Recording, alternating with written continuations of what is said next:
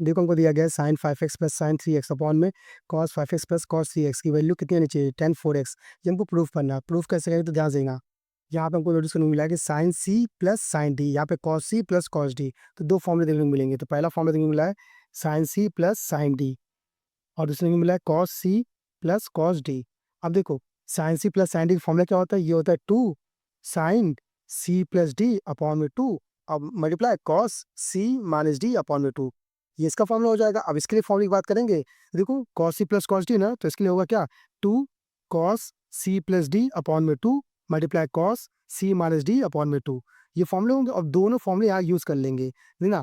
सी की जगह 5x और डी की जगह 3x यूज करेंगे। तो हमारा इसमें क्या आएगा ऊपर वाले में, क्योंकि ये जो फॉर्मूला है इसके लिए ये आएगा, तो रखते हैं। देखो क्या आएगा 2 साइन सी प्लस डी ना, मतलब दोनों को जोड़ोगे तो 5 3 8 8x अपॉन में 2 मल्टीप्लाई, फिर क्या है कॉस, कॉस लिखेंगे, फिर सी माइनस डी ना 5x माइनस 3x, तो 5x माइनस 3x अपॉन में क्या 2, ये आ गया।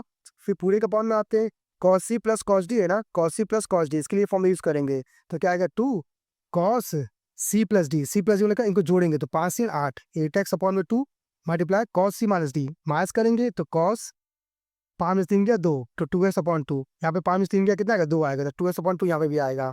इसे काट लेते 4 आएगा, इसे काटेंगे कितना आएगा 4 आएगा, 2 से 2 कट गया, तो साइन 4x मल्टीप्लाई, यहाँ पे देखो 5 में से 3 गया 2 बचेगा, 2 को 2 से काटेंगे कितना बचेगा x, तो कॉस x आ जाएगा।